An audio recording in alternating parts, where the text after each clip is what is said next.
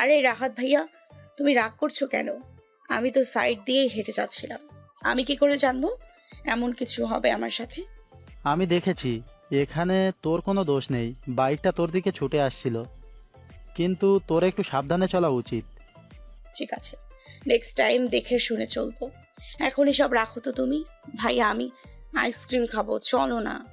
আর আজ কতদিন পর তোমার সাথে আমার দেখা হলো বলো, চলো না ভাইয়া। রাহাতের হাত ঝাঁকিয়ে ঝাঁকিয়ে বলল মিথিলা। মিথিলার জোড়াজুড়িতে রাহাত অজ্ঞাত তাকে নিয়ে আইসক্রিম পার্লারে চলে যায়। তোর বয়স কত আমি জানি। আইসক্রিম মুখে দেওয়ার জন্য হাঁ করেছিল মিথিলা, কিন্তু রাহাতের কথা শুনে চামচ মুখের সামনে থেকে সরিয়ে চোখ তুলে রাহাতের দিকে তাকায়। একবার পরোক্ষ করে নিয়ে ফের আইসক্রিম মুখে পড়তে পড়তে বলল, হঠাৎ করে আমার বয়স নিয়ে পড়লে কেন ভাইয়া? আর তুমি মনে হয় জানো না আমার বয়স কত। এ তুই বল, তোর বয়স কত? কত আবার? 21 রানিং চলছে। আর তুমি মনে হয় আমার বয়স জানো না, তাই আমাকে প্রশ্ন করলে। অদ্ভুত তোমার কথাবার্তা। অদ্ভুত আমার কথাবার্তা না, অদ্ভুত তোর কার্যকলাপ। আইসক্রিম দিয়ে নিজের চেহারার কি অবস্থা করেছি জানিস তুই? তোকে যদি এখন কেউ এই অবস্থায় দেখে না, তাহলে নির্ঘাত সেই ব্যক্তি হাসতে হাসতে পাগল হবে।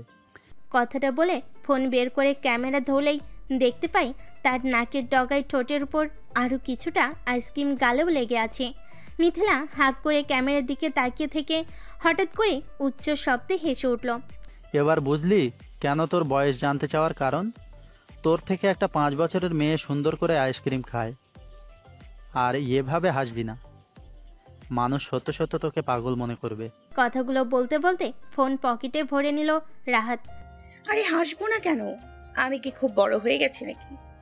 এইটুকু একটা বিষয়ের জন্য তুমি আমার বয়স জানতে চাইলে? আর আমার কথা বাদ দাও, তোমার 6 আনা তো আমার থেকেও বেশি। কথাটা বলে টিস্যু নিয়ে একে একে নাক গাল মুছতে শুরু করলো মিথিলা, কিন্তু সম্পূর্ণ মুছতে পারলো না। যেটা রাহাত দেখে পাশ থেকে টিস্যু নিয়ে নিজেই মুছতে মুছতে বলল, আমার 6 আনা এখনো অনেক ছোট, বুঝলি? আর তোকে এতদিন বিয়ে দিলে দেখা যেত তুই 2 বাচ্চার মা হয়ে বসে আছিস। তোমার 6 আনা কত ছোট সেটা কি তুমি জানো? কি বলেছে ওই দিন যদি জানতে। ভেঙচি কেটে কথাটা বলে আবার আইসক্রিম খাই মনোযোগ দিল মিথিলা। কি বলেছে রে? ভুরু কুঁচকে মিথিলাকে প্রশ্ন করলো রাহাত। তোমার 6 আনার কাছে না হয় জেনে নিও। আচ্ছা ঠিক আছে, আমি জেনে নিব। এবার চল, ফুফিমার সাথে দেখা করতে হবে না? চল চল। যাচ্ছি যাচ্ছি। তোমার আসলে যে কিসের তাড়া আমি ভালো করে জানি। তো মিস প্রিয়া, এবার বলেন তো আপনি পুরো ভার্সিটিতে কি বলে বেরিয়েছেন? আমরা ডেট করছি, আমি তোমাকে ভালোবাসি, তোমার আর আমার মাঝে রিলেশন চলছে, তাই তো?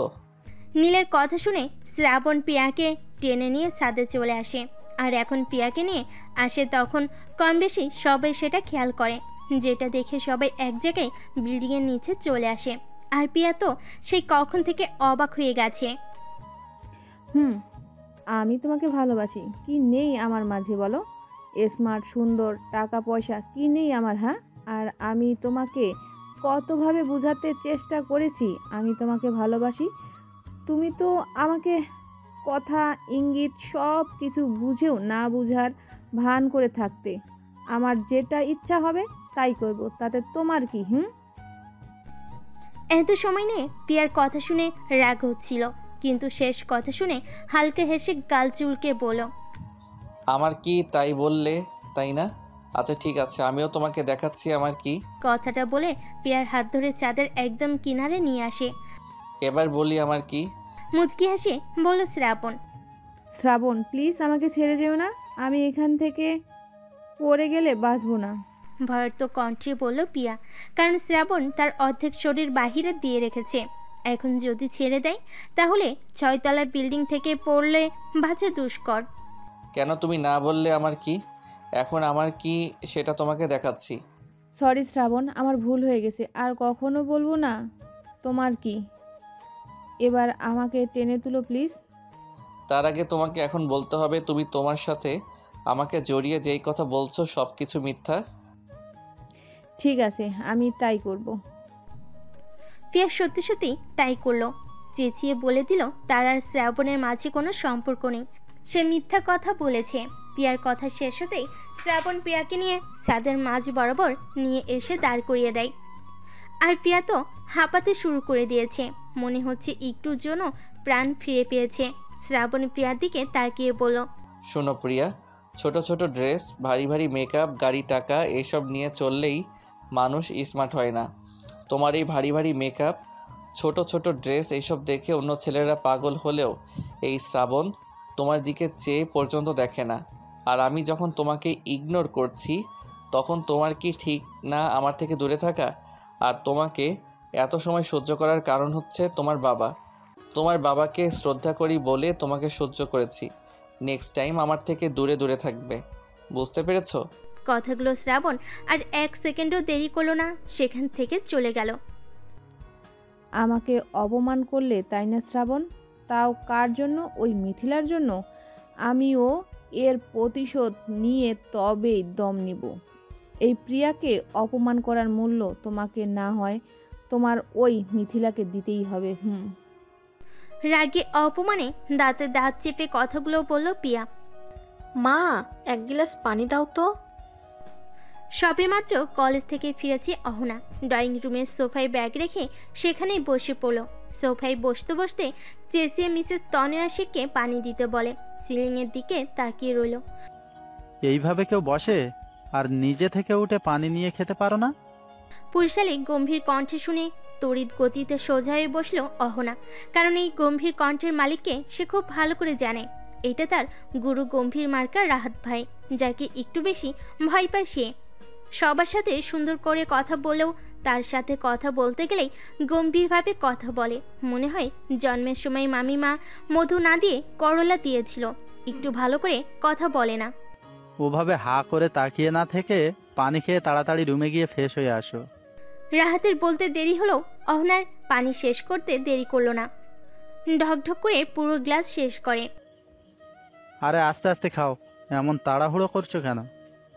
শেষ ভাইয়া, এবার আমি রুমে যাই, ঠিক আছে? কথাগুলো বলেই এক প্রকার দৌড়ে সেখান থেকে নিজের রুমের দিকে চলে গেল। কি ভাইয়া, তোমার ছয়ানা তো তোমাকে দেখলেই পালিয়ে বেড়ায়। রাত পেছন থেকে এসে সোফায় বসতে বসতে বলল মিথিলা।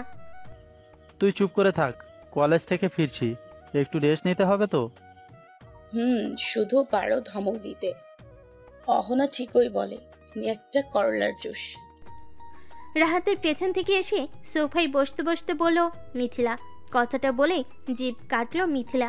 একবার রাহাতের দিকে তাকাতে দেখতে পায় রাহাত তার দিকে চোখ বড় বড় করে তাকিয়ে আছে, যেটা দেখে মুখ ভরে হাসি দিয়ে কোনো রকম কেটে পড়ল। আর রাহাত বসে বসে ভাবতে লাগলো মিথিলা কি বলে গেল, অহলা তাকে করলার জুস বলে। কথাটা ভেবে হেসে উঠল রাহাত। হ্যাঁ, তোমার এই করলার জুস তোমাকে অনেক ভালোবাসে ছয়ানা। তোমাকে পাগলের মতো ভালোবেসে আসছে 3 বছর ধরে। একটু তাড়াতাড়ি বড় হও না ছয়ানা, তোমাকে ছাড়া তো আর আমার দিন কাটছে না। তুমি তাড়াতাড়ি বড় হলে এক মুহূর্তও দেরি করব না তোমাকে নিজের করে নিতে। আর তখন তোমাকে এই করলার জুসের সাথেই থাকতে হবে। কথাগুলো বলে হেসে উঠল রাহাত। 3 বছর আগে যখন মিথিলার পরিবার নানু বাড়ি ঘুরতে যায় তখন রাহাত ভালো করে অহনাকে লক্ষ্য করে। রাত লেখাপড়ার জন্য বেশিরভাগ সময় হোস্টেলে থাকতো, যার জন্য সবার সাথে তার ঠিকভাবে দেখা হতো না। কিন্তু সেইবার রাজশাহী বিশ্ববিদ্যালয় থেকে মাস্টার্স কমপ্লিট করে বাড়িতে আসে, আর তখনই সবার সাথে দেখা হয়। তখন অহনার সাথেও দেখা হয়, কিন্তু অহনা একটু বেশি ছটফটে মেয়ে। নানু বাড়ি আসলেই পুরো এলাকা ঘুরে ঘুরে দেখবে কার গাছে কোন ফল আছে। আর এসবের খোঁজ দিত মিথিলার ছোট মামার মেয়ে রাহি। রাহি আর অহনার বয়স এক, তাই তাদের বন্ডিংটাও খুব সুন্দর। সেবার যখন অহনারা গ্রামে আসে তখন রাহি অহনাকে হাকিম চাচার বড়ই গাছের কথা বলে সেও রাজি হয়ে যায়। রাহি আর অহনা মিলে ঠিক করে দুপুরের পরপর তারা বাড়ি থেকে বের হবে, কারণ দুপুরের পরপর মানুষ খাওয়া দাওয়া করে বিশ্রাম নেয়। তারা যদি তখন বইয়ে চুরি করতে যায় তাহলে কেউ দেখবে না। দুপুরের খাওয়া শেষ করে সবাই যার যার বরাদ্দকৃত রুমে চলে যায় বিশ্রাম নিতে। আর অহনা আর রাহি সেই সুযোগ কাজে লাগিয়ে চলে যায় হাকিম চাচার বাগানে। বড়িপাড়ার এক পর্যায়ে কেউ একজন চোর চোর বলে বাগানের দিকে আসতে দেখা গেলে রাহি আর অহনা নিচের বড়ই কুড়িয়ে দেয় এক ছোট।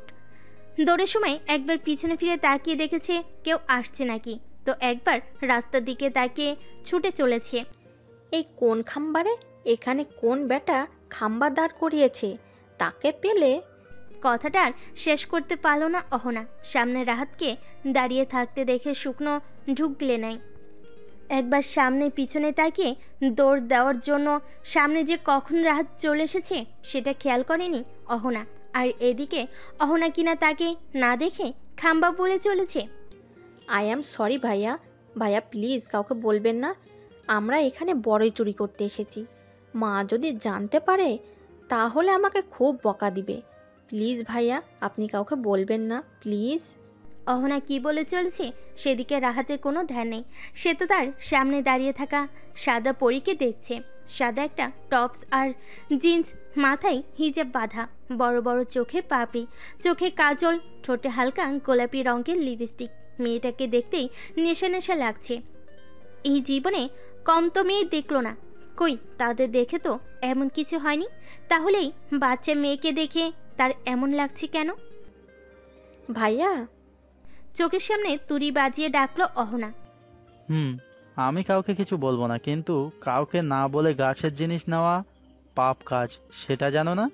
এবারেই শেষ, তারপর আর যেন কখনো না দেখি কাউকে না বলে ফল চুরি করতে। শুধু ফল কেন, কিছুই কাউকে না বলে নেওয়াকে চুরি বলে। সব সময় বলে তারপর নেবে, ঠিক আছে? রাহাতের কথা শেষ হতেই রাহি আর অহনা মাথা নাড়িয়ে সম্মতি দিয়ে বাড়ির দিকে হাঁটে ধরে। সেই থেকে রাহাতের মনে একটু একটু করে অহনাকে ঘিরে দুর্বলতা সৃষ্টি হয়, যেটা একসময় পরিবারের সবাইকে বলে সে অহনাকে পছন্দ করে আর তাকে বিয়েও করতে চায়। রাহাতকে সবাই ছোট থেকে চিনে বলে আর কেউ অমত করেনি, কিন্তু সবাই ঠিক করে অহনার বিয়ের সময় না হওয়া পর্যন্ত তাকে অপেক্ষা করতে হবে। রাহাত প্রথম কথায় রাজি হয়ে যায়, আর রাহাত এটাও বলে এই কথা যেন অহনাকে না বলা হয়। রাহাতের কথায় সবাই মুচকি হেসে রাজি হয়ে যায়, কিন্তু রাহাত এখন বুঝতে পারে তখন রাজি হয়ে কি ভুল করেছে। এখন তো তার সাদা পরীকে ছাড়া ভালো লাগে না। এই মিথিলা, তুই জানিস কি হয়েছে?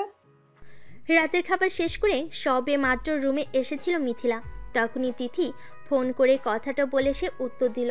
আমি কি করে জানবো কি হয়েছে বলতো? আরে প্রিয়া আছে না, ওই শ্রাবণ ভাইয়ের প্রেমিকা বলে নিজেকে পরিচয় দেয় সে। তুই কি প্রিয়ার কথা বলতে আমাকে ফোন করেছিস? তাহলে শোন, আমার কাছে এই প্রিয়া টিয়াকে নিয়ে কথা বলার বা শোনার বিন্দু মাত্র আগ্রহ নেই। এখন আমি ফোন রাখছি, আমার ঘুম পাচ্ছে। Good night. কথাটা বলে তিথির মুখের উপর কল কেটে দিল মিথিলা। যা বাবা, এই মেয়ের হঠাৎ করে কি হয় কিছুই বুঝতে পারি না। কথাটা বলে রোদকে ফোন দিল তিথি। দুবার রিং হতেই অপর পাশ থেকে ফোন রিসিভ হতেই কথা বলতে ব্যস্ত হয়ে পড়ে তারা। আমি আপনাকে নিয়ে আর ভাবতে চাই না শ্রাবণ, আর ভাবতে চাই না। আকাশের দিকে তাকিয়ে বলল মিথিলা। আকাশে আজকে চাঁদ ওঠেনি, মেঘ করেছে অনেক। দূর দূরান্ত থেকে মেঘের গর্জন শোনা যাচ্ছে, সাথে প্রচুর বাতাস চলছে। মনে হয় শুধু বৃষ্টি না, ঝড়ও আসবে। ও মেঘ, তুমি কি আমাকে তোমার সাথে মন খারাপ ভাগ করে নিতে দেবে? অশ্রুগুলো লুকাতে সাহায্য করবে? তাহলে তোমার অশ্রু আর আমার অশ্রু এক করে নেবে। কথাগুলো বলতে বলতে বৃষ্টি শুরু হয়ে যায়, আর মিথিলা অশ্রু বিসর্জন দিতে ব্যস্ত হয়ে পড়ে। তারাহাত, তোমার অফিস কেমন চলছে? আলহামদুলিল্লাহ ফুপা, ভালো যাচ্ছে। কিছুদিন পর ঢাকা শিফট হব। তা বেশ ভালো। যদি কোনো সমস্যা হয় তাহলে আমাকে জানিও, ঠিক আছে? ব্রেকফাস্ট টেবিলে এত সময় কথোপকথন চলছিল রাত আর মিস্টার আদনান শেখের মাঝে। গুড মর্নিং বাবা। টেবিলে বসতে বসতে বলল মিথিলা। তার একটু পরে অহনাও চলে আসে। Good morning. আজকে তোদের ভার্সিটি ড্রপ করে দেবো, ব্রেকফাস্ট করে রেডি হয়ে নিস। কথাটা বলে অনায়াসে রুটি ছিঁড়ে মুখে পুড়ে নিয়ে খেতে শুরু করলো রাহাত। কিন্তু রাহাতের কথা শুনে সবাই মুচকি হাসলেও একজনের মুখে অন্ধকার নেমে আসে, সেটা হলো অহনা। তার কাছে সব থেকে অস্বস্তি হলো এই মানুষটা। এই মানুষটা আশেপাশে থাকলে কেমন জানি অস্থির অস্থির লাগে। যদিও সবসময় তার সাথে গম্ভীরভাবে কথা বললেও মানুষটাকে অতটাও অপছন্দ করে না। আপনি কেন নিয়ে যাবেন ভাইয়া? না মানে আপনি কতদিন পর আমাদের বাড়িতে এসেছেন, একটু ঘুরে বেড়াবেন। কথাটা বলে দ্রুত মাথা নিচু করে নিল অহনা। মনে হচ্ছে না জানি কোনো অপরাধ করেছে, কিন্তু কেউ তো আর তার মনোভাব বুঝতে পারবে না। আমার সমস্যা হবে না, আমার ওইদিকে একটু কাজ আছে, তাই ভাবলাম নিয়ে যাই। অহনার দিকে তাকিয়ে বলল রাহাত, কিন্তু অহনা মাথা নিচু করে খাবার খাওয়া নিয়ে ব্যস্ত। আচ্ছা ঠিক আছে, আমি তাহলে রেডি হয়ে আসছি। আর অহনা, তুইও গিয়ে তাড়াতাড়ি রেডি হয়ে নে। কথাটা বলে অহনাকে চোখ টিপ দিয়ে রুমে চলে গেল মিথিলা। আর অহনা কিছু সময় নিয়ে খাবার নাড়াচাড়া করে সেও চলে গেল রেডি হতে। তুই আমার সাথে এইটা ইচ্ছে করে করলি, তাই না আপুই? রেডি হয়ে নিচে নামতে নামতে মিথিলাকে প্রশ্ন করলো অহনা, যা শুনে ঠোঁট টিপে হেসে অহনার দিকে একবার তাকায়, ফের হাঁটতে হাঁটতে বলে, ইচ্ছে করে? আর আমি ইচ্ছে করে কি করলাম তাই তো জানি না। তুই সব জানিস, আর আমি কি বলতে চাইছি তাও তুই ঢের বুঝতে পেরেছিস। আরে এতে আমাকে কেন দোষারোপ করছিস? রাহাত ভাইয়া বলল তো তার ওইদিকে একটা কাজ আছে, বলে যাবে। আর ভাইয়া নিজের মুখে বলেছে আমাদের নিয়ে যাবে। এখন যদি আমি না করি নিয়ে যেতে, তাহলে ভাইয়া মন খারাপ করবে না বল? এত বড় ছেলের আবার ঢং কি? ভেংসি কেটে গাড়ির কাছে গিয়ে দাঁড়িয়ে রইল অহনা। তোকে একটা সত্যি কথা বলি। অহনার দিকে ঝুঁকে কথাটা বলল মিথিলা। কি কথা? ভুরু কুঁচকে মিথিলার দিকে তাকিয়ে বলল অহনা। তুই ওই দিন আমাকে আর শ্রাবণকে একসাথে দেখে আমার মজা নিচ্ছিলি, আর আজকে আমি তোর রিভেঞ্জ নিয়ে নিলাম। অহনার কানে কানে বলল। সোজা হয়ে দাঁড়ায় মিথিলা, একটু অহনার মুখের দিকে তাকিয়ে মনে মনে হেসে গড়াগড়ি খেতে শুরু করেছে। তুমি আমার সাথে এটা করতে পারলে আপুই? চোখ বড় বড় করে মিথিলার দিকে তাকিয়ে বলল অহনা, যা দেখে মিথিলা দাঁত কপাটি দেখিয়ে গাড়িতে উঠে বসে, আর অহনা সেখানে দাঁড়িয়ে থাকে। তোমাকে কি গাড়িতে কোলে করে বসিয়ে দিতে হবে? হঠাৎ পিছন থেকে রাহাতের কথা শুনে পিছনে ফিরে তাকিয়ে তাড়াতাড়ি করে গাড়িতে উঠে বসে অহনা। গাড়ির ড্রাইভিংয়ের ফাঁকে ফাঁকে অহনাকে লক্ষ্য করছে রাহাত। মেয়েটা বাহিরে তাকিয়ে কি দেখে চলেছে কি জানে। আচ্ছা, মেয়েটা কি তাকে কখনো বুঝবে না? তার অনুভূতিগুলো বুঝতে পারবে না? না তাকেই কিছু একটা করতে হবে মনে হচ্ছে, না হলে তার ফুটবল টিম বানানোর স্বপ্নই থেকে যাবে। কথাটা ভেবে কেন জানি উচ্চ শব্দে হেসে উঠল রাহাত, যেটা শুনে অহনা আর মিথিলা দুজনেই ভয় পেয়ে যায়। কারণ এত সময় অহনা বাহিরের দিকে তাকিয়েছিল আর মিথিলা ফোন স্কুল করতে বিজি ছিল, যার জন্য ভয় পেয়ে যায়। কি হয়েছে ভাইয়া, তুমি এভাবে হেসে উঠলে কেন? কতটা ভয় পেয়ে গিয়েছি জানো? আর একটু হলেই হার্ট অ্যাটাক করে মারা যেতাম। কথাটা বলে বুকে ফু দিল মিথিলা। আর অহনা ভেবেই চলেছে মানুষটা তাহলে হাসতেও জানে। অদ্ভুত সব কাজ কারবার। মরে তো যাসনি, তুই মরে গেলে অন্তত একটা 40 খেতে পারতাম। তোমার এই রাক্ষুসে মার্কা হাসি দেখে যদি আমি মরে যেতাম, তাহলে তোমার আর আমার 40 খেতে হতো না। তার আগেই ভূত হয়ে তোমার ঘাড় মোটকে খেয়ে নিতাম। তুই এমনিতেই দেখতে পেত্নির মতো, তোকে যে বিয়ে করবে সে বাসর রাতেই তোকে দেখেই মরে যাবে। মিথিলা আর রাহাতের কথার মাঝে অহনা ছিল নীরব দর্শক। দেখো এখন কত সুন্দর হেসে হেসে কথা বলছে, আর আমার সাথে কথা বলতে গেলেই গম্ভীর রাগী হয়ে যায়। এই গাড়ি থামান ভাইয়া, আমাকে কি আবার আপনাদের সাথে নিয়ে যাবেন নাকি? অদ্ভুত মানুষ। কথাটা বলে গাড়ি থেকে নেমে পড়ল অহনা। গাড়ি থেকে নেমে মিথিলা আর রাহাতকে বাই বলে চলে যাচ্ছিল অহনা। হঠাৎ করে রাহাত আবার ডেকে উঠতেই সেখানেই থেমে যায় সে। ছুটির পর এখানে দাঁড়িয়ে থাকবে, আমি এসে নিয়ে যাব। আমি না আসা পর্যন্ত এখান থেকে 1 ইঞ্চিও নড়বে না। এবার তুমি যেতে পারো। মাথা নাড়িয়ে সম্মতি দিল মনে মনে। রাহাতকে বকা দিতে দিতে চলে গেল। আর রাহাত কিছু সময় অহনা যাওয়ার দিকে তাকিয়ে থেকে আবার গাড়ি স্টার্ট দেয়। তুমি সব সময় ওর সাথে এমন গম্ভীর ভাবে কথা বলো কেন ভাইয়া? বেচারি তো তোমার এই গম্ভীর ভাবে কথা বলা নিয়েই বেশি ভয় পায়। মনে করে তুমি হয়তো খুব রাগী, বদমেজাজি, শক্ত মনের মানুষ। একটু তো নরম হয়ে কথা বলতে পারো নাকি? আমি যদি নরম হই তাহলে ওকে ছাড়া আর আমার থাকা সম্ভব হবে না রে। তার থেকে ভালো হয় না আমি আমার ছয়ানাকে মনে মনেই ভালোবেসে যাই, আর আমার যখন সময় হবে তখন ঠিক আমার ভালোবাসায় আদায় করে নিব। কথাটা বলে মুচকি হাসলো রাহাত। অনেক ভালোবাসো না তুমি অহনাকে? কতটা ভালোবাসি তা আমি জানি না, কিন্তু আমি এইটা জানি ওকে ছাড়া নিজেকে ভাবা অসম্ভব। আমার প্রতি রন্ধে রন্ধে পুচকে মেয়েটার বসবাস। আমার ভালো থাকার জন্য ওকে চাই, আমার সুখ দুঃখের জন্য ওকে চাই, আমার একলা আকাশের জন্য ওই সাদা পরীটাকেই চাই, আমার এলোমেলো জীবন গুছিয়ে দেওয়ার জন্য তাকে চাই। রোজ ঘুম থেকে উঠে সবার আগে তার মুখটা আমার হাতের আঁচলে নিয়ে দেখতে চাই। একা একা নীল দিগন্ত পাড়ি দেওয়ার জন্য তাকেই চাই, হাতের আঙুলের ভাঁজে আঙুল দিয়ে হাঁটার জন্য তাকে চাই। এক কাপ গরম ধোঁয়া ওঠা চা ভাগ করে খাওয়ার জন্য হলেও তাকে আমার চাই। ভালোবাসা সত্যি অনেক সুন্দর। ভালোবাসা সুন্দর, সত্যি অনেক সুন্দর, যদি সেটা সঠিক পাত্রে দান করে থাকো। তবে যদি জীবনে ভুল মানুষকে ভালোবেসে থাকো তাহলে তোমাকে সারা জীবন ভুল মানুষকে ভালোবাসার জন্য কষ্ট পেতে হবে। আর সব থেকে বড় কথা, ভালো মানুষের জন্য শুধু একজন না, দুইজনকেই সমানভাবে ভালোবাসতে হবে। দুইজন মানুষের মাঝে বিশ্বাস, ভরসা, কেয়ারিং সব সময় সমানভাবে দিতে হবে। যদি প্রশ্ন করা হয় যারা কর্মরত তাদের কাছে সময় কোথায় প্রিয় মানুষকে সময় দেওয়ার, তাহলে এখানে তোমাকেও বুঝতে হবে একজন কর্মরত মানুষ কখনো খুব বেশি সময় ফ্রি থাকে না, তাই তোমাকে সময় দিতে পারছে না। তার পরিস্থিতি বুঝতে হবে, যখন তার সকল ক্লান্তি আর ব্যস্ততার মাঝেও তোমার জন্য একটু সময় বের করে কথা বলবে। তুমি খাবার খেয়েছো নাকি খাওনি, মানে তোমার প্রতি তার ছোট ছোট কেয়ারগুলো সুন্দর হবে, তখন ভালোবাসা সুন্দর হবে। ভালোবাসতে গেলে হয়তো অনেক কিছু স্যাক্রিফাই করতে শিখতে হয়, কিন্তু একটা কথা মাথায় রাখতে হবে, স্যাক্রিফাই মানে এই না যে নিজের সম্মান, আত্মসম্মান, বিচার, বিবেচনাবোধ সব বিসর্জন দিয়ে দেবে।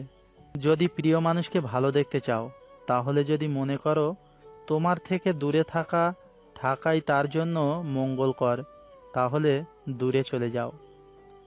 আর তার দূরে চলে গেলেও একটা কথা মনে মনে বিশ্বাস করতে হবে, দূরে থেকেও কাউকে পাগলের মতো ভালোবাসা যায়, তাহলে মনে হবে সত্যি ভালোবাসা অনেক সুন্দর হয়।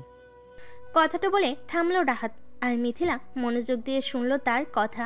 মনে মনে ভাবলো তার মা বাবা কোনো ভুল মানুষকে তার ছোট্ট বোনের জন্য সিলেক্ট করেনি। সত্যি রাহাত ভাইয়া খুব ভালো একজন মনের অধিকারী। আচ্ছা শোনো ভাইয়া, অহনাকে নিয়ে একটু ঘুরে আসি, ও যদি তোমার উপর একটু সহায় হয়। কথাটা বলে মিথিলা ভার্সিটির ভিতরে চলে যায়, আর রাহাত নিজের কাজে চলে যায়। কিন্তু দূর থেকে কেউ একজন সব কিছু পরোক্ষ করে নিল। এই তুই কালকে আমার কথা শেষ করতে না দিয়ে ফোন করে দিয়েছিস কেন রে? ক্লাসে ঢুকতেই মিথিলাকে বলল তিথি। তখন আমার ঘুম পাচ্ছিল তাই।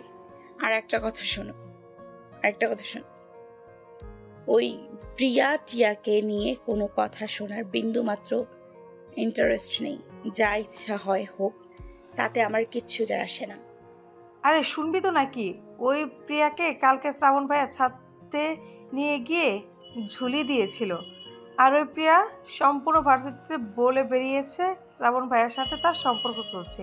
সেটাও নাকি মিথ্যে কথা, ছাদে নিয়ে গিয়ে কম ভয় দেখায়নি।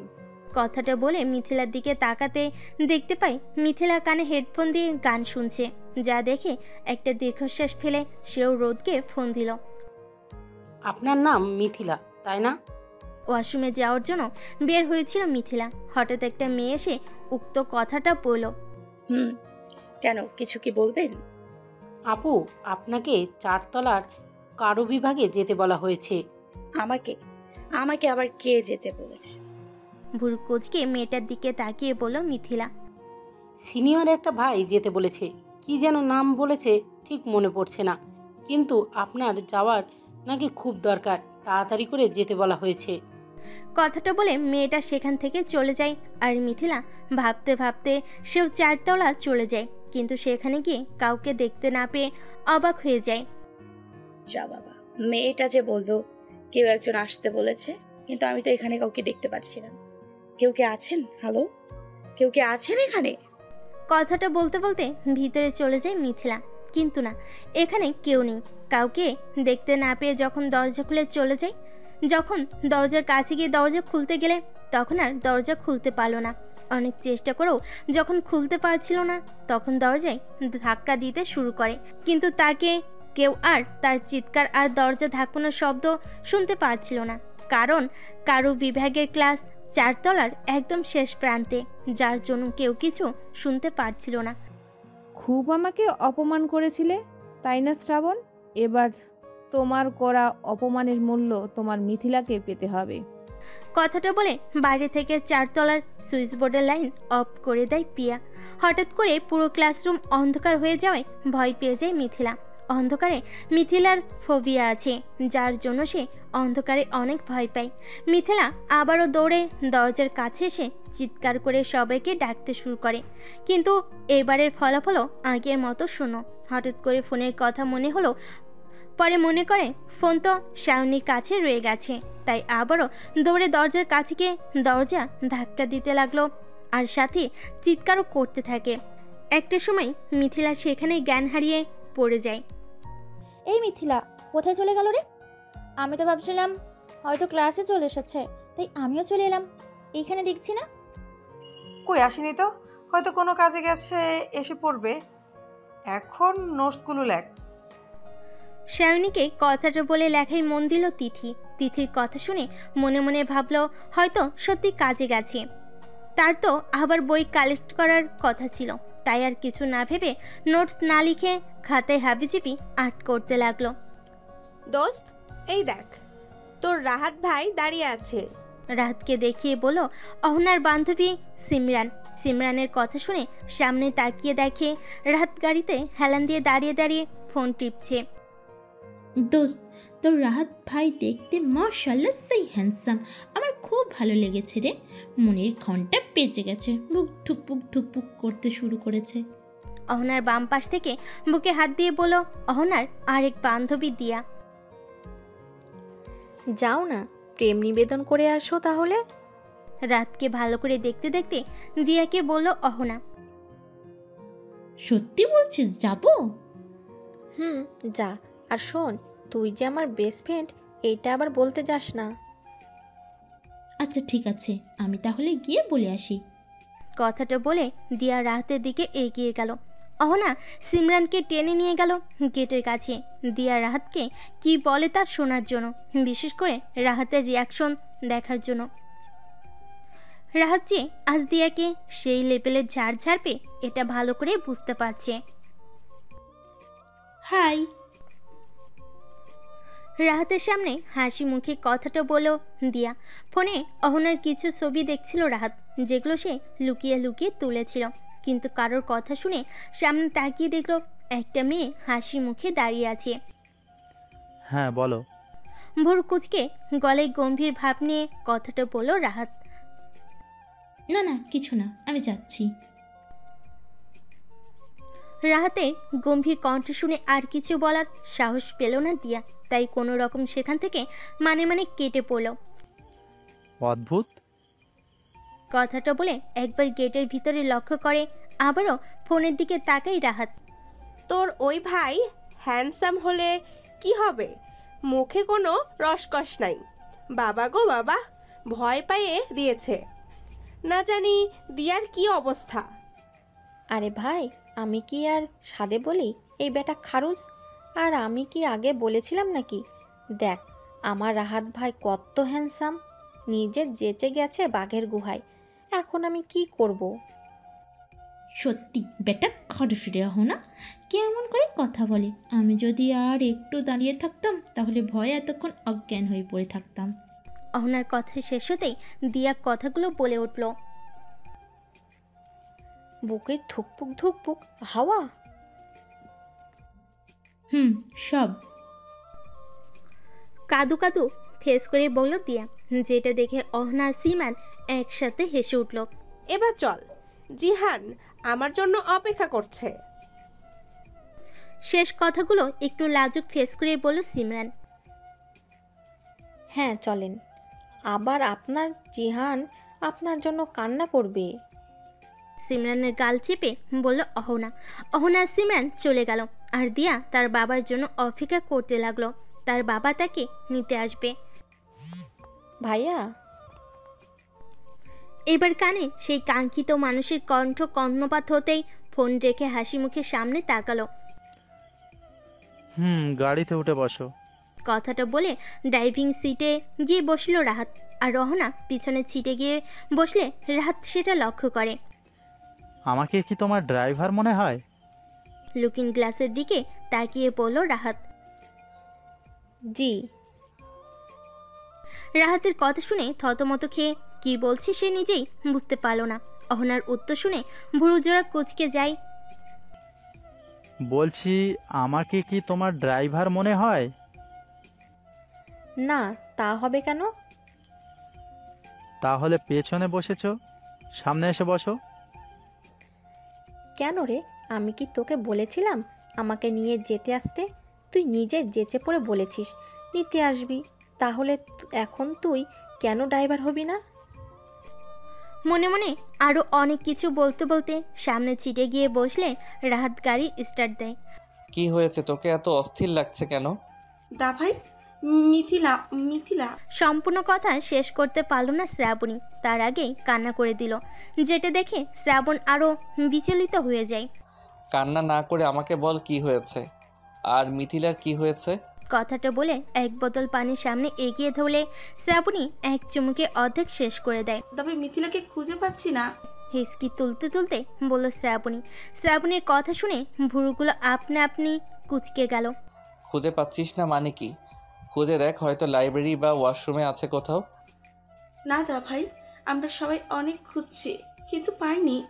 আর মিথু সেই সকালে ভার্সিটিতে আসার পর ওয়াশরুমের কথা বলে গেছে, আর এখন ভার্সিটি ছুটি হয়ে গেছে, তাও 2 ঘন্টা হতে চললো।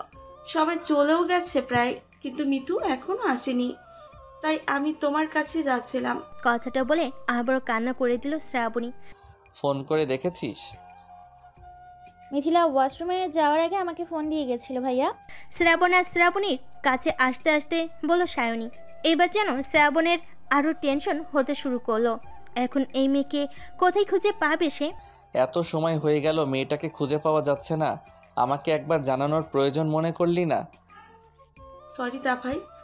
আচ্ছা ঠিক আছে, কান্না থামা, তোরা আশেপাশে খুঁজে দেখ, আর এখনও যারা ভার্সিটিতে আছে তাদের সবার কাছে মিথিলার কথা জিজ্ঞেস করবি। আমি অপোজিট সাইডে গিয়ে দেখছি। কথাটা বলে যে যার মতো খুঁজতে চলে গেল। ভাই, এই মেয়েকে কোথাও দেখেছেন? মাঠে কিছু ছেলে বসেছিল, তাদেরকে মিথিলার ছবি দেখিয়ে বলল শ্রাবণী। না। একে একে সবাইকে জিজ্ঞেস করা হয়ে গেছে, কিন্তু কেউ তেমন কিছু বলতে পারছে না। কি রে, পেয়েছিস? নীল, অভি, তিথি সবার উদ্দেশ্যে বলল শ্রাবণ। শ্রাবণের কথা শুনে সবাই মাথা নেড়ে না বলল, কোথায় চলে গেলে তুমি? এখন আমি তোমাকে কোথায় খুঁজে পাবো? প্লিজ তুমি যেখানে আছো তাড়াতাড়ি চলে আসো। হে আল্লাহ, আপনি একটু সহায় হন। আপনার কাছে আর কিছু চাই না, আপনি মিথিলাকে খুঁজে বের করতে সাহায্য করেন। দা ভাই, একে জিজ্ঞেস করে দেখি। শ্রাবণের কথায় সামনে তাকিয়ে দেখে একটা ছেলে এদিকে আসছে। ভাইয়া, তুমি এই মেয়েকে কোথাও দেখেছো? শ্রাবণীর প্রশ্নের উত্তর না দিয়ে সোজা ছেলেটির কাছে চলে যায় শ্রাবণ। না ভাইয়া, মনে পড়ছে না। কথাটা বলে শ্রাবণকে পাশ কাটিয়ে চলে আসতে গিয়েও আবার পিছিয়ে যায় ছেলেটা। ভাইয়া, আর একবার ছবিটা দেখতে পারি? না, আমার এখন মনে হচ্ছে আমি দেখেছি কোথাও। এই যে ভাইয়া, ভালো করে দেখে বলেন দেখেছেন কি না। কথাটা বলে মিথিলার ছবি দেখালে ছেলেটা কিছু সময় নিয়ে ভাবে। হ্যাঁ, মনে পড়েছে, আমি দেখেছি তো এই মেয়েকে। কোথায় দেখেছেন ভাইয়া, একটু বলুন তাড়াতাড়ি। অস্থির হয়ে বলল শ্রাবণ, যেটা দেখে সবাই অবাক হলেও তেমন আমলে নিল না। সকালে 4 তলার দিকে যেতে দেখেছিলাম আমি। তারপর যদি আর কোথাও গিয়ে থাকে তাহলে আমি বলতে পারবো না ভাইয়া।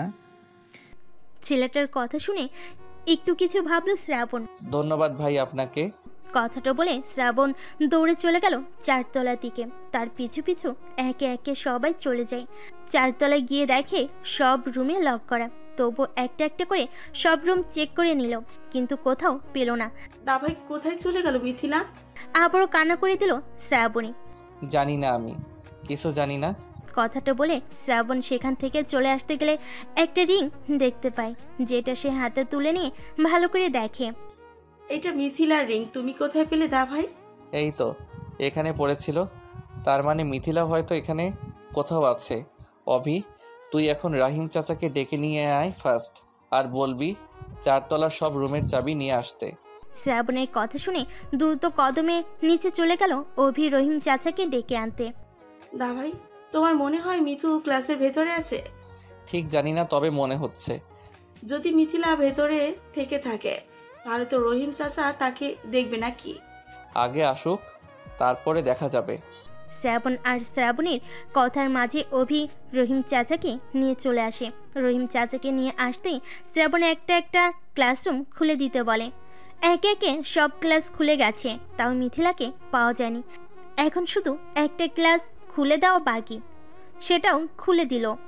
দাভাই মিথিলা! চিৎকার করে বলে উঠল শ্রাবণী। সবাই সামনে তাকিয়ে দেখে মিথিলা নিচে পড়ে আছে। মিথিলা, এই মিথিলা, চোখ খোলো। উরুর ওপর মিথিলার মাথা নিয়ে গালে হালকা চাপ দিতে দিতে ডেকে চলেছে শ্রাবণ। শ্রাবণ, ওর তো জ্ঞান নেই, অজ্ঞান হয়ে গেছে, নে পানি নিয়ে মুখে ছিটিয়ে দে। বোতলের ছিপি খুলে দিতে দিতে বলল নীল। পানির ছিটা দিয়েও জ্ঞান না ফেরাই সবাই অস্থির হয়ে যায়। শ্রাবণ, এভাবে হবে না, ওকে নিয়ে হাসপাতালে যেতে হবে। না জানি মেয়েটা কত সময় হবে অজ্ঞান হয়ে আছে, হয়তো ভয়ও পেয়েছে। হ্যাঁ, অন্ধকারে মিথিলার ফোবিয়া আছে তো।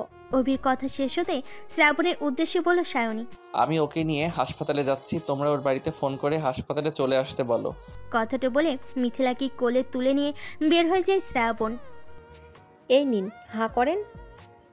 কথাটা বলে রাহাতের মুখের সামনে একটা ফুসকা ধরে অহনা। হঠাৎ করে অহনার এমন ব্যবহার দেখে কপালে ভাঁজ পড়ে যায়। যে মেয়ে তাকে সহ্য করতে পারে না, সেই মেয়ে নাকি তার মুখের সামনে ফুসকা ধরেছে। তার এই ভালো মানুষের ব্যাপারটা ঠিক তার বোধগম্য হচ্ছে না। রাহাতকে চোখ মুখ কুঁচকে থাকতে দেখে ঘাবড়ে যায় অহনা। আরে, সব কিছু বুঝে গেল নাকি? এই ছেলে যদি সব কিছু বুঝে যায় তাহলে তো আমার খবর আছে। মনে মনে কথাগুলো বলো, বুকে সাহস নিয়ে চোখ দিয়ে ইশারা করে। কি হলো, এইভাবে তাকিয়ে আছেন কেন? হা করেন। কিছু না বলে মনের সন্দেহ মনের মাঝে রেখে ফুচকাটা মুখে পুড়ে নিল। রাহাতকে ফুচকাটা মুখে নিতে দেখে মনে মনে হেসে লুটুপুটি খেতে লাগলো অহনা। খাও চাদু, এবার বুঝবে মজা, আমাকে বকাঝকা করার মজা। একবার বুঝতে পারবে। এই অহনাকে কেউ বকা দিয়ে কেউ কখনো পার পায়নি। শুধু একবার ফুচকা চিবিয়ে নাও, ফের মজা বুঝবে। মনে মনে কথাগুলো বলে রাহাতের দিকে তাকিয়ে নিজের জন্য একটা ফুচকা তুলে মুখে পুড়ে নিল। বেচারা রাহাত খুশি মনে ফুচকাটা মুখে পুড়ে চিপুতে গিয়ে বুঝতে পারলো অহনার ভালো মানুষের আসল কারণ। ফুচকাটা ঝাল দিয়ে ভরে রেখেছে, আর রাহাত ঝাল খেতে পারে না। তবুও নিজেকে স্বাভাবিক রেখে ফুচকাটা খেয়ে নিল। সত্যি ফুচকাটা অনেক ভালো ছিল। সত্যি অনেক ভালো ছিল? হ্যাঁ, ভালোই তো ছিল। তুমি নিজের হাতে করে খাইয়ে দিলে সেটা খারাপ হতে পারে নাকি? কিন্তু এটা কি করে সম্ভব? এটা তো... কথাটা বলে চুপ করে যায় অহনা, আর রাহাত সন্দেহের দৃষ্টি নিয়ে তাকায় অহনার দিকে। কি হলো, থেমে গেলে কেন? এটাতে কি কিছু থাকার কথা ছিল? সন্দেহের দৃষ্টি নিয়ে প্রশ্ন করলো রাহাত, যেটা শুনে ঘাবড়ে যায় অহনা। কি বলছেন কি? হ্যাঁ, কি থাকবে এটাতে? আমি তো নিজেও এটা থেকেই ফুচকা খেয়েছি, আর আপনি নিজেই ঘুরতে নিয়ে এসে নিজেই এখন সন্দেহ করছেন। থাকবো না আমি এখানে, চলে গেলাম। কথাটা বলে সেখান থেকে মানে কেটে পড়ল অহনা। তার খুব রাগ হচ্ছে নিজের উপরে না, ওই ফুচকাওয়ালার উপর। তার মতে সে বলেছিল বেশি করে ঝাল দিতে, কিন্তু বেটা সেইটা করেনি। তার জন্য রাত এত স্বাভাবিক আছে। যে ছেলে সামান্য একটু ঝাল খেতে পারে না, সেই ছেলে এত ঝাল কি করে সহ্য করবে? তাই তার রাগ সব ফুচকাওয়ালার উপর। অহনা চলে যেতেই দ্রুত ফুচকাওয়ালার কাছে গিয়ে আগে পানি খেয়ে নিল রাত। আমাকে ঝাল খাওয়ানো, তাই না? আমাকে ঝাল খাওয়ানো শাস্তি তোমাকে পেতে হবে ছয়ানা, তাও আবার আমার টক ঝাল মিষ্টি একসাথে। কথাটা বলে ফুচকাওয়ালাকে আবার কিছু ফুচকা তৈরি করতে বলে। রেডি হয়ে নাও ছয়ানা, তোমার এই করলার জুস আজ তোমাকে মিষ্টি খাওয়াবে। রাতের চিন্তার মাঝে ফুচকাওয়ালা ফুচকা রেডি করে দিতেই ফুচকাওয়ালার বিল পরিশোধ করে গাড়ির দিকে এগিয়ে যায়। এই নাও তোমার জন্য, তাড়াতাড়ি করে শেষ করো। রাহাতের কথা শুনে অবাক হয়ে তাকিয়ে রইল অহনা, যেটা দেখে রাহাত তার মনের অবস্থা বুঝতে পারে। আরে এত অবাক হওয়ার কি আছে? তখন তুমি ফুচকা খেতে পারোনি, তাই আমি নিয়ে আসলাম। এতে অবাক হওয়ার কি আছে?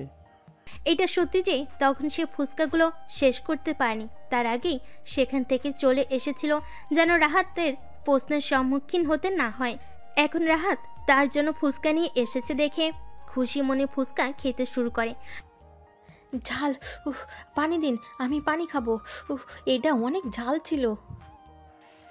এই নাও পানি খাও, কিন্তু আমি তো বলেছিলাম ঝাল কম দিতে। কথাটা বলে পানির বোতল এগিয়ে দিতেই চু মেরে নিয়ে পুরো বোতল শেষ করে, তবুও ঝাল কমছে না। ঝাল কমছে না তো? আর আপনি এইটা ইচ্ছে করে করেছেন, তখনকার রিভেঞ্জ নিলেন তাই না? আমি আপনাকে ঝাল ফুচকা দিয়েছিলাম বলে। কথাটা বলেই চুপ করে যায় অহনা, আর রাহাত চোখ মুখ কুচকে তাকিয়ে বলল, ইচ্ছা করে করতে যাব মানে? আর কিসের রিভেঞ্জ নিতে যাব? তখন কি তুমি ইচ্ছা করে আমার ফুচকায় ঝাল দিয়েছিলে? এই রে, এবার কি বলবে?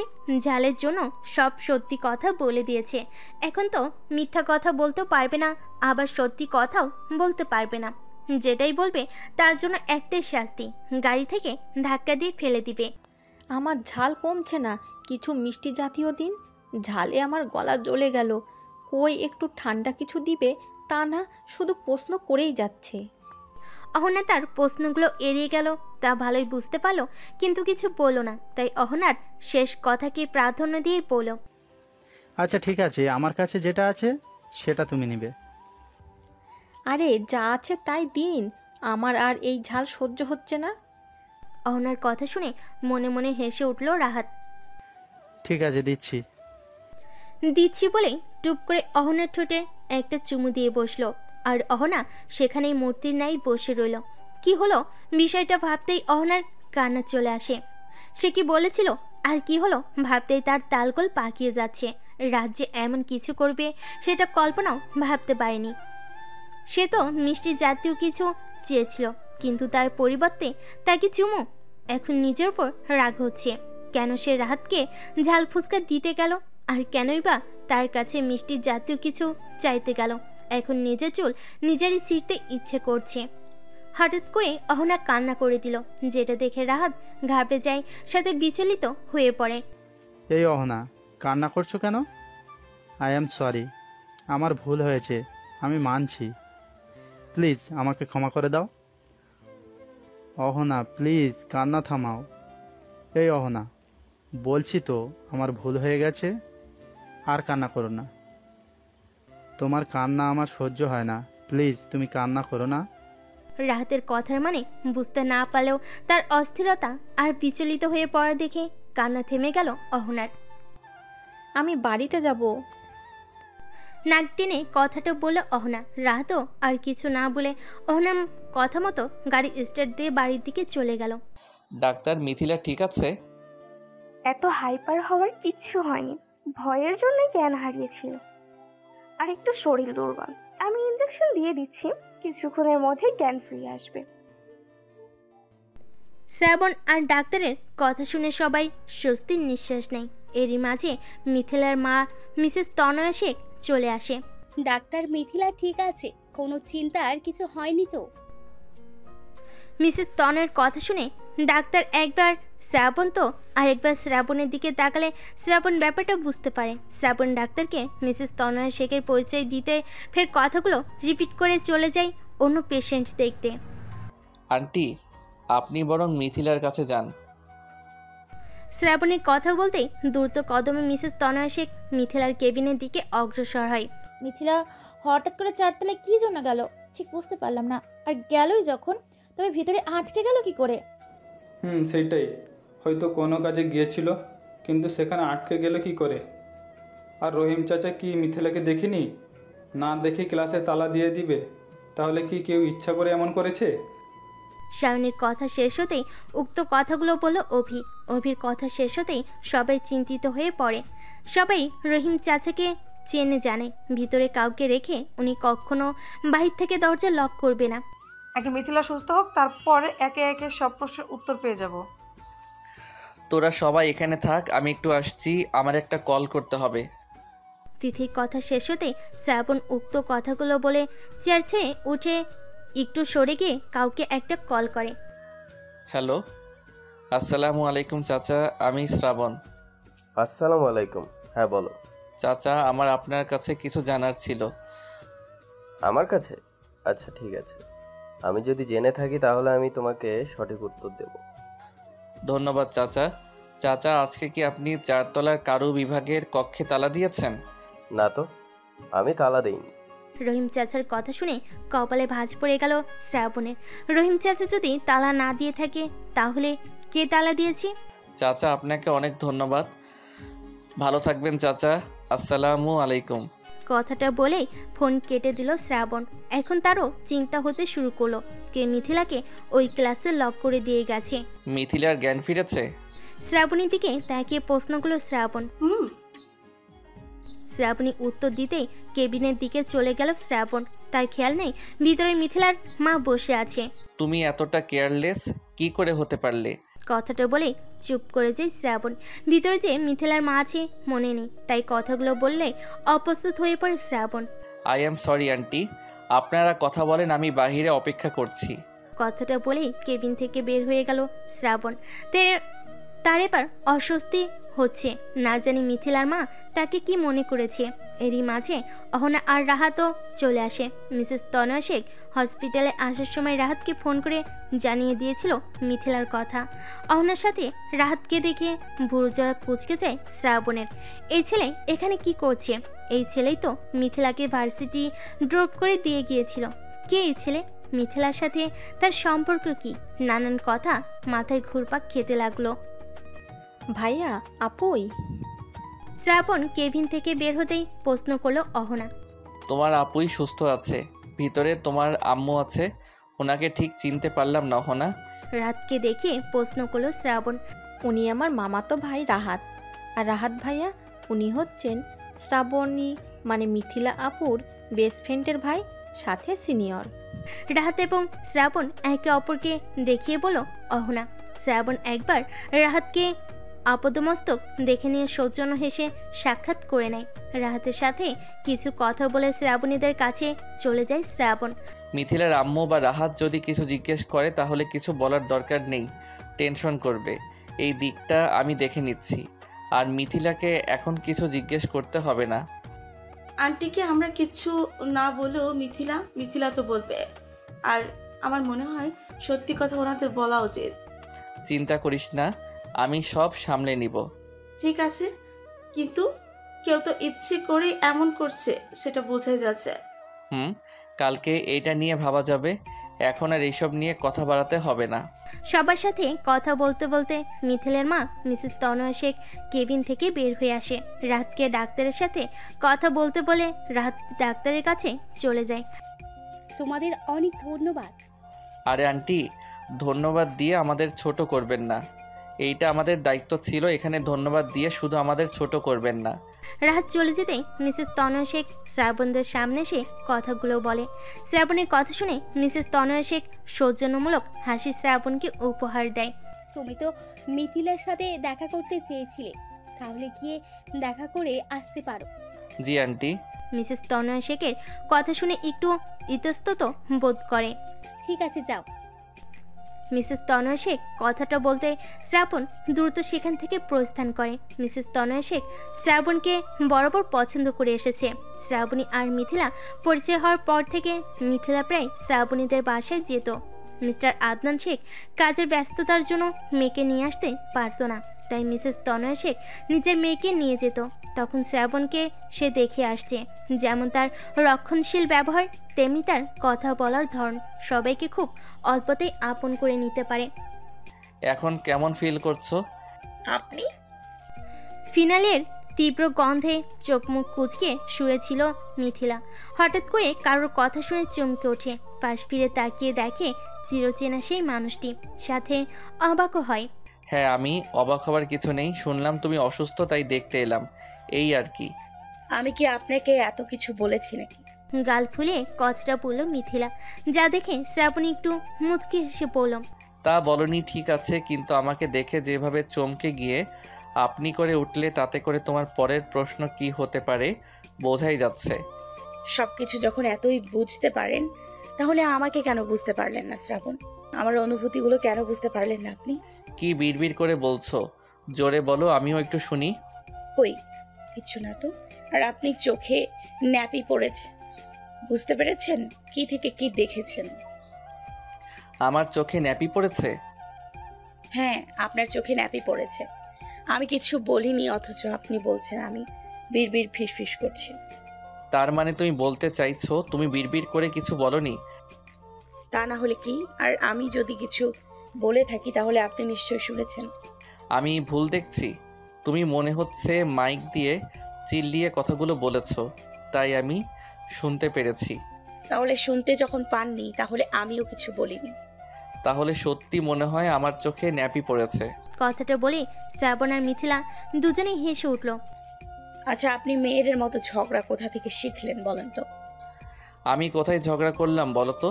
এক ভুরু উঁচু করে বলল শ্রাবণ। এই এত সময় নিয়ে কি করলেন তাহলে? এই অভিমানী মেয়েটিকে একটু হাসানোর চেষ্টা আর কি। কথাটা বলে মিথিলার চুলগুলো এলোমেলো করে দিল। আপনি সব সময় কেন আমার চুল এলোমেলো করে দেন? আমি কি ছোট বাচ্চা নাকি যে সবাই এভাবে আমার চুলগুলো এলোমেলো করে দেন? শ্রাবণকে চুলগুলো এলোমেলো করে দিতে দেখে আর নিজের মনে কথাগুলো চেপে রাখতে পারলো না, তাই কথাগুলো বলে দিল। তুমি তো পিচ্ছি, তাই তো সবাই তোমার চুল এলোমেলো করে দেয়। আর একটা কথা জানো, তোমার চুল কেউ পছন্দ করে না, তাই আরো বেশি করে এলোমেলো করে দেয়। কি বললেন? আমি পিচ্ছি? আমি পিচ্ছি হলে আপনি বুড়ো মানুষ, আপনি একটা হাতি। আমাকে দেখেছো তুমি? আমি কত হ্যান্ডসাম, কত কিউট, আর তুমি আমাকে বুড়ো বলছো? ওরে কিউট রে। কথাটা বলে শ্রাবণের গাল টেনে দিল মিথিলা। এই যে ঝগড়ুটে রানী, বাসায় যাওয়ার প্ল্যান আছে নাকি এখানে থাকবে? মিথিলাকে হসপিটাল থেকে রিলিজ করে দিয়েছে।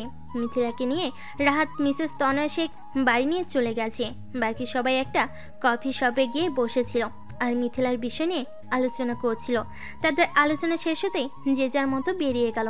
শ্রাবণ আর শ্রাবণী, রোদ আর তিথি, নীল আর সেই কখন বেরিয়ে গেছে তার গার্লফ্রেন্ডকে কল করেছিল বলে।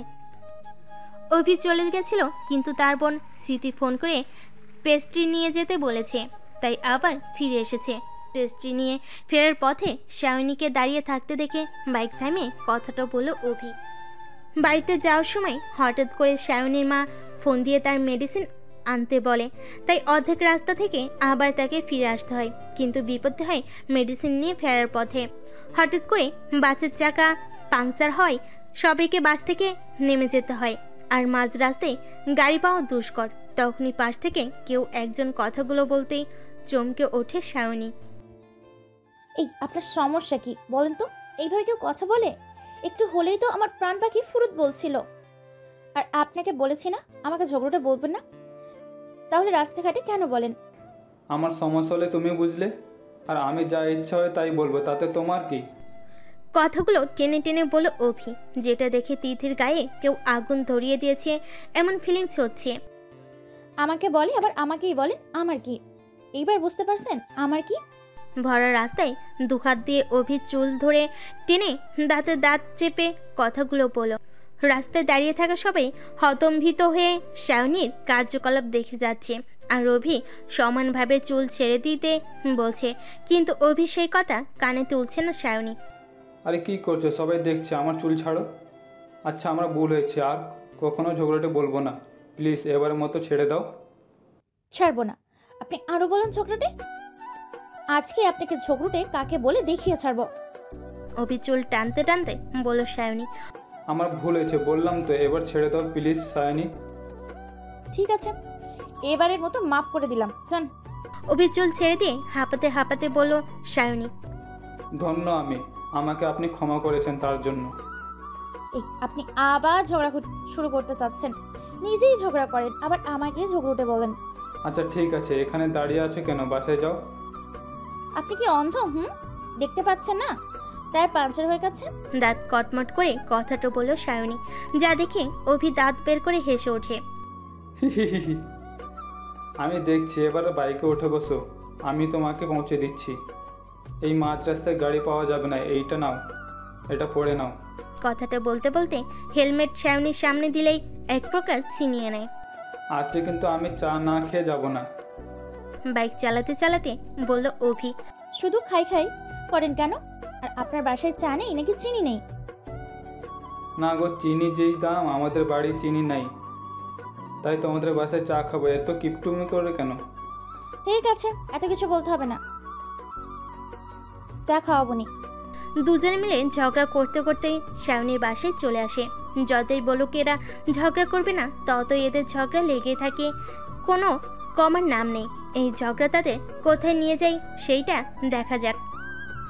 এই নে তোর ফোন, শ্রাবণ ভাইয়া ফোন করেছে। শ্রাবণ? অহনার কথা শুনে অবাক হয়ে প্রশ্ন করল মিথিলা। হ্যাঁ শ্রাবণ ভাইয়া, এতে এত অবাক হওয়ার কি আছে?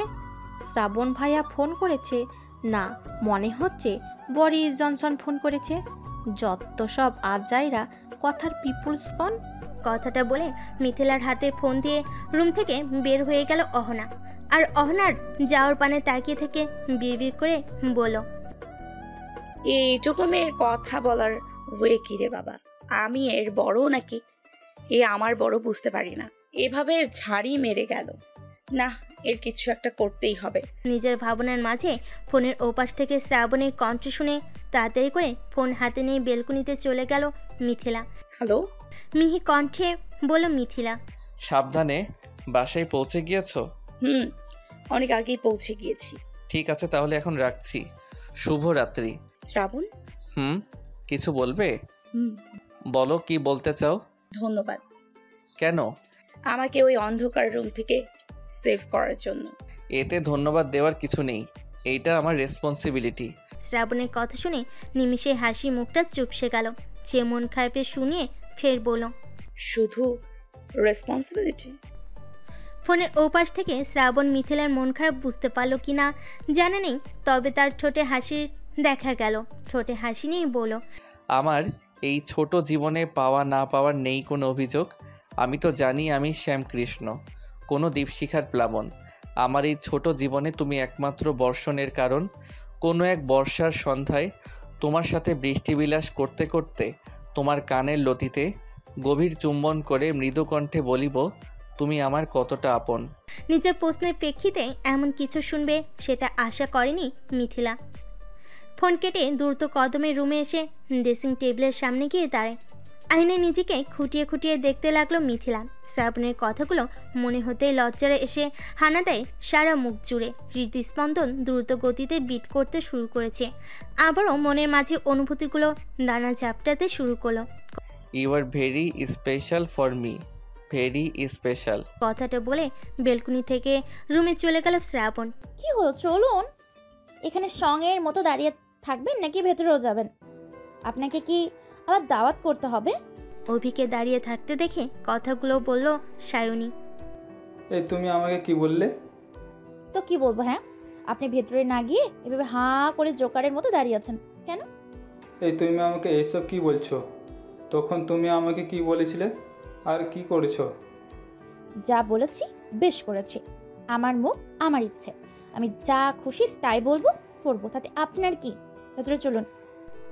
কোমরে হাত দিয়ে কথা ধমকে সুরে বলল সায়নী। এইটুকু মেয়ে হয়ে আমাকে ধমক দিয়ে কথা বলছো তুমি? অভির কথা শুনে মনে হচ্ছে বেশ মজা পেয়েছে সায়নী, তাই এক কদম এগিয়ে এসে ফিসফিস করে বলল, আমি শুধু ধমক না, আপনার সাথে চুলগুলোকে 12টা বাজিয়ে দিতেও পারি। কথাটা বলে সোজা হয়ে দাঁড়ায়।